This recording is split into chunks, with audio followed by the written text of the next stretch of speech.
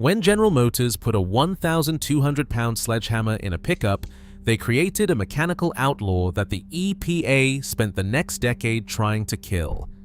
This was not a car engine.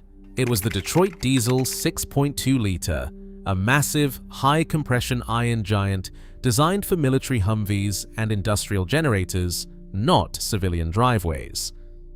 In 1982, General Motors realized that gas engines were too fragile for the coming decade, so they reached into the heavy-duty archive and pulled out a motor with no spark plugs and a 21.5:1 compression ratio.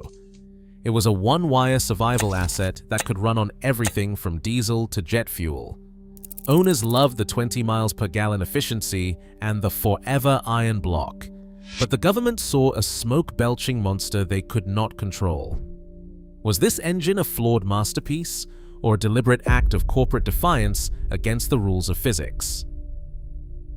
In the summer of 1978, General Motors headquarters in Detroit was a pressure cooker. The boardroom stank of panic and burnt coffee. Every executive in the building knew the numbers.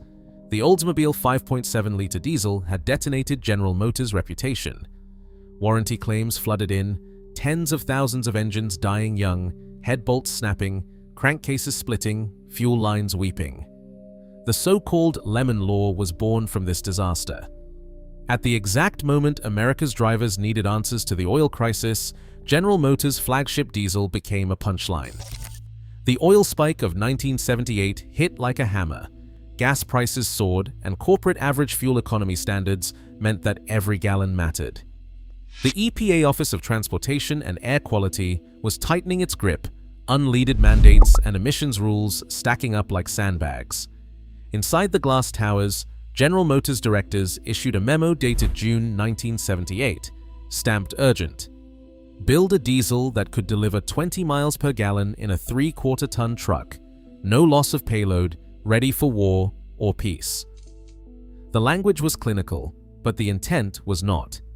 The board demanded a machine that would never embarrass them again. No more shortcuts, no more gasoline blocks pretending to be diesels.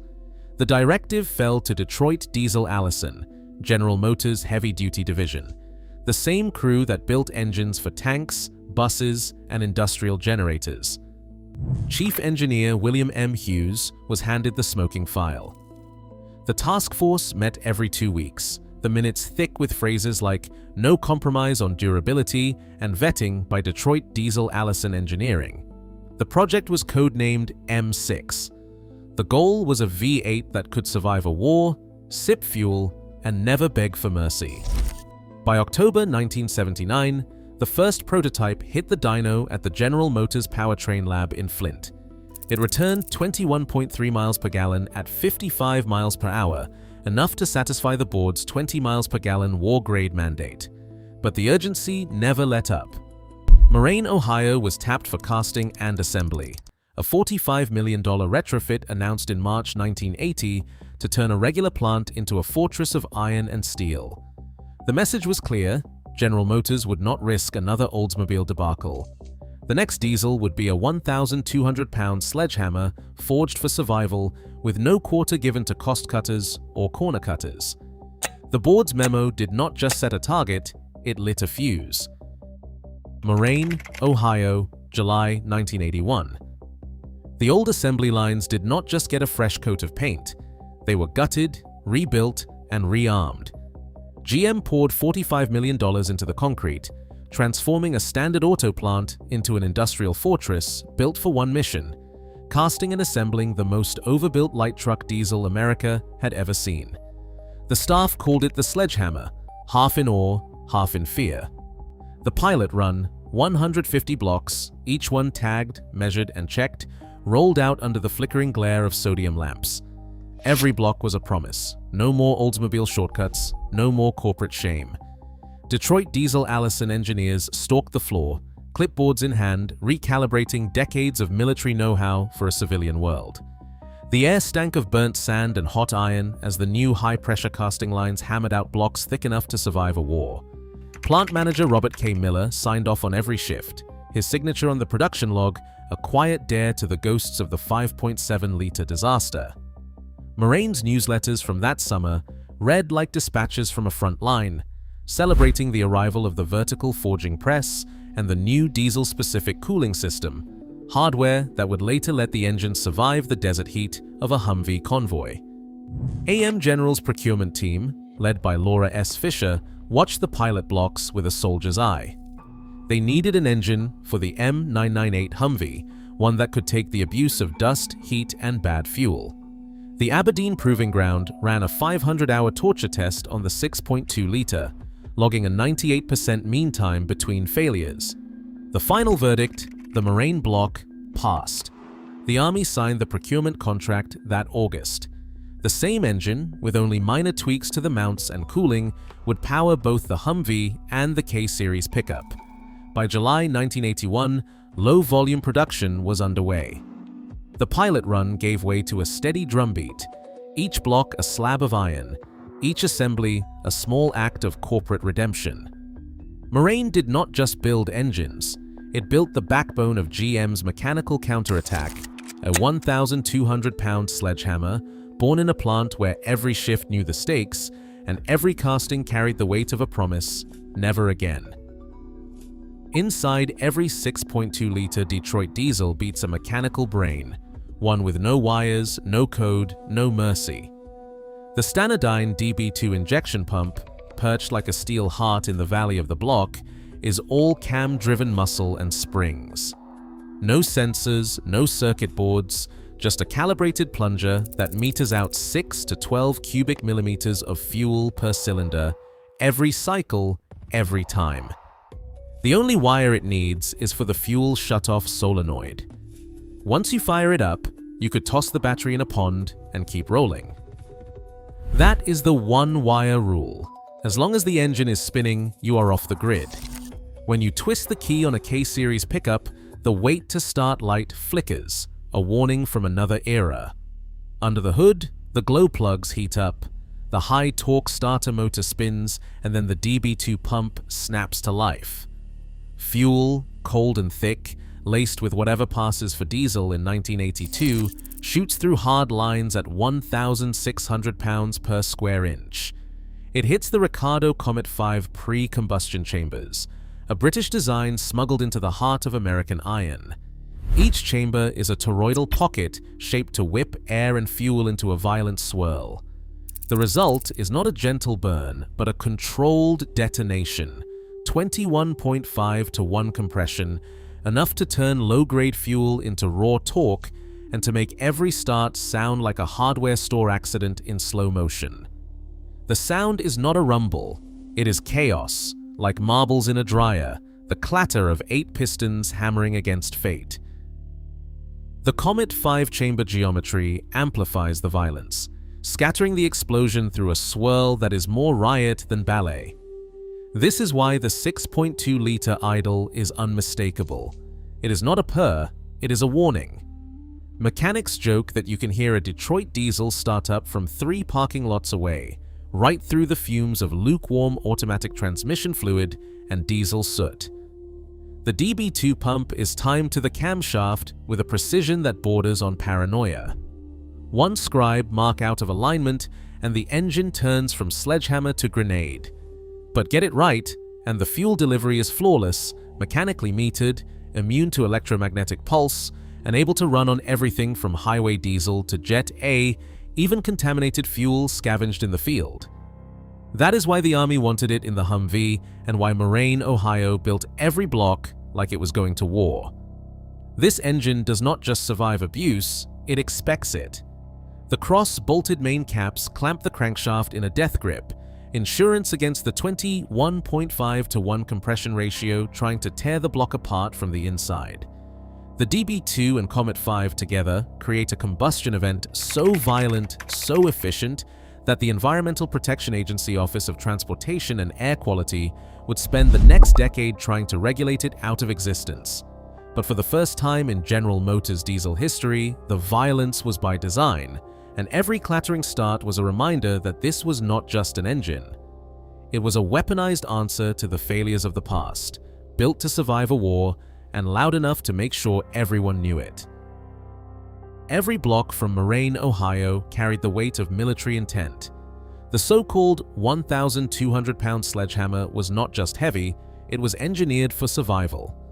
Under the stamped steel valve covers, the Detroit Diesel 6.2-liter hid a fortress, 6-bolt cross-bolted main caps, each with 4 vertical bolts and 2 horizontal cross bolts.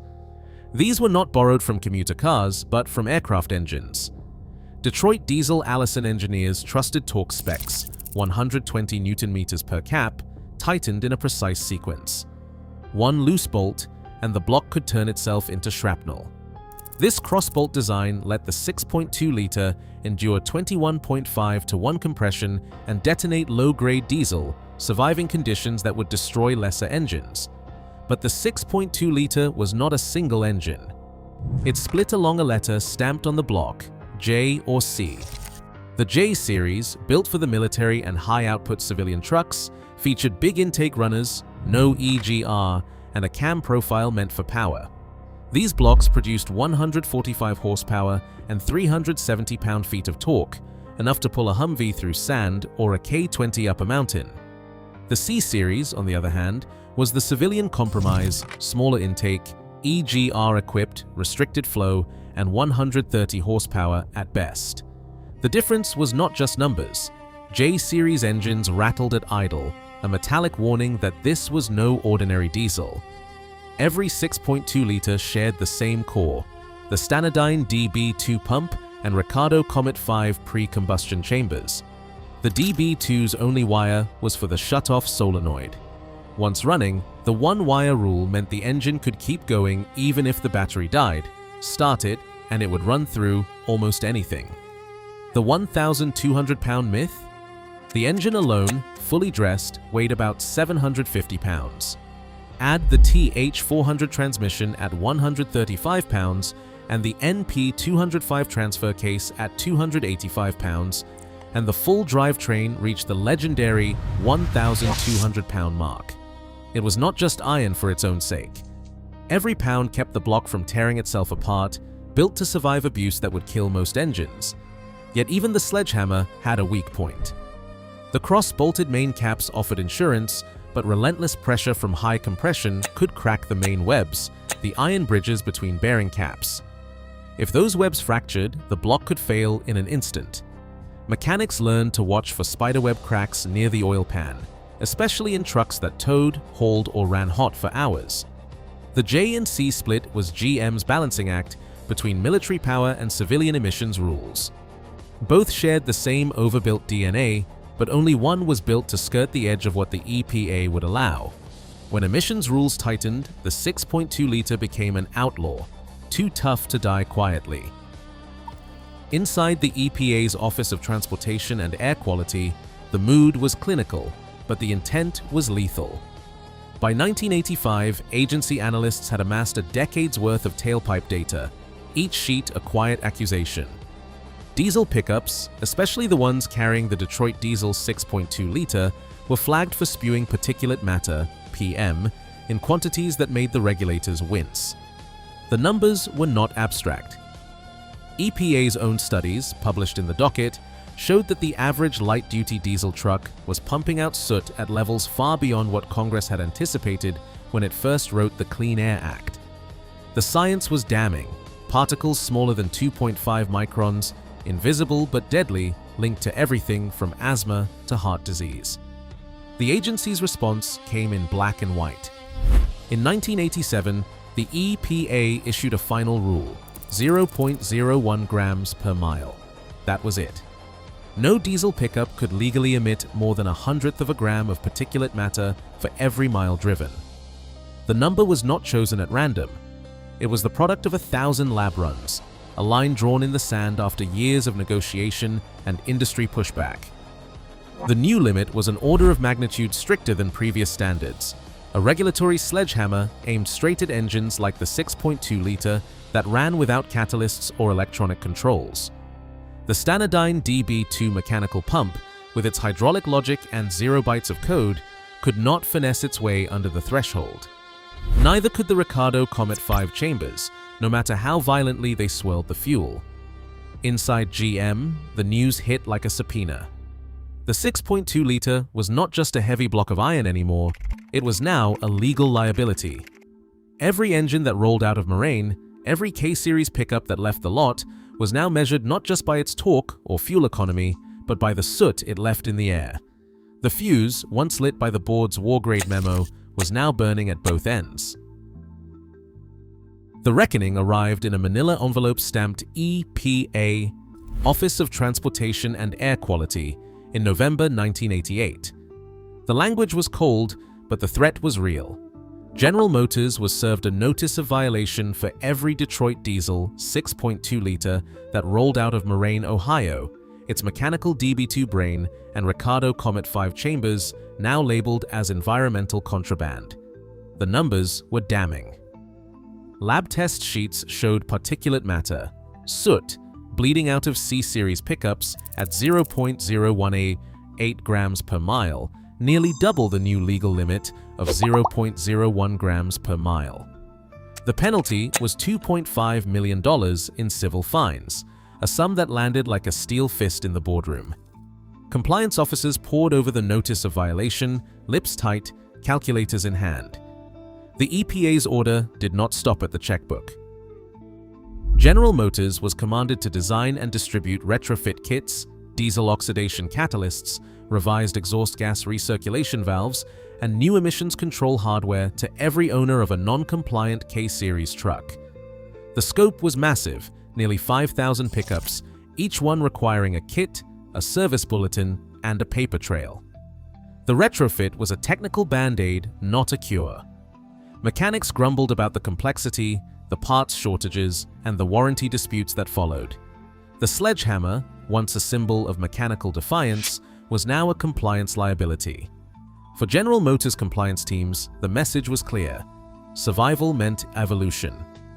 In the aftermath, the board's directive shifted. The days of the pure mechanical DB2 pump were numbered. The next diesel would need electronic controls, exhaust catalysts, and a design that could tiptoe under the EPA's regulatory tripwire. The 6.2-liter had been caught, fined, and forced to adapt or face extinction. Every mechanic who split a 6.2-liter block knows the legend: the 1,200-pound sledgehammer built to survive a war still hides a few grenades in its iron. The most infamous is the harmonic balancer. General Motors' own SB 85H01 laid out the numbers: a 0.6% field return, but those failures could turn a forged crank into shrapnel. The balancer's job is simple. It dampens the twisting violence of an 8-cylinder diesel at full tilt. But when the rubber core delaminates, resonance takes over. 1 minute you're idling in a K-Series, the next minute the crank snaps at the 5th journal. Mechanics learn to check for wobble, to listen for the faint metallic tick, because once the balancer goes, the whole bottom end is on borrowed time. Then there is the main web, those iron bridges between the main caps. SB 87H14 put a number to the risk. 1.2% of blocks showed stress cracks, usually spiderwebbing near the oil pan rail. The 6.2-liter engine is unkillable until it isn't. Miss a hairline fracture in the main web, and that sledgehammer turns into a 1,200-pound grenade. These are not theoretical risks. They are mechanical time bombs waiting for the right load, the wrong vibration, or a single missed oil change. The end of the mechanical era didn't silence the sledgehammer myth. In 1992, General Motors punched the bore out to 6.5 liters, dropped compression to 20.5 to 1, and swapped the old Stanadyne DB2 for an electronic fuel injection controller. The 1993 ECU memos read like surrender notes, admitting the EPA's particulate standards had finally forced the last mechanical brain off the line. The 6.5 liters digital controller could trim injection timing and fuel delivery on the fly, shaving soot and squeezing out an extra 1 or 2 miles per gallon. On paper, a late model 6.5 liter could touch 20 miles per gallon, while a modern 2024 V8 truck struggles to break 15. But no computer could replace the legend of the one-wire rule. Even with sensors and code, old-timers still whisper about the days you could run a Detroit diesel on jet fuel and limp home with half the dashboard missing. The sledgehammer's reputation outlived the iron, proof that sometimes the myth is heavier than the block itself. Today, a modern V8 truck uses more fuel than a 1983 K20 ever did. Yet not one can match the EMP-proof, one-wire resilience of Detroit Diesel's Outlaw iron. As emissions laws tighten and code eclipses camshafts, the 6.2-liter engine's legacy lingers. A war-grade mechanical survivor, too dirty to live, too stubborn to die. Some ghosts still rattle beneath the hood. Drop your thoughts in the comments.